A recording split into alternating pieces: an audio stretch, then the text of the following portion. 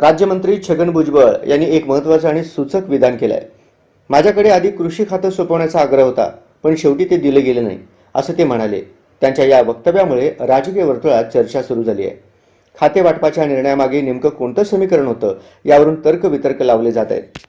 भुजबळ हे एक अनुभवी आणि वरिष्ठ नेते असून कृषी क्षेत्रात त्यांचा अनुभवही मोठा आहे.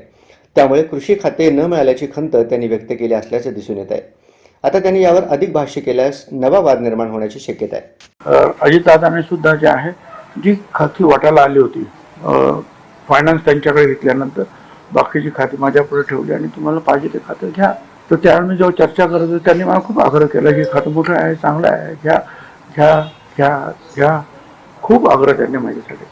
पण माझं मत असं होतं की ज्याचं बालपणापासून जो ग्रामीण भागामध्ये राहिलेला आहे, शेतकऱ्यांबरोबर राहिलेला आहे, त्याला त्याची जास्त माहिती आहे. काय त्यांच्याकडे ते खातं गेलं पाहिजे.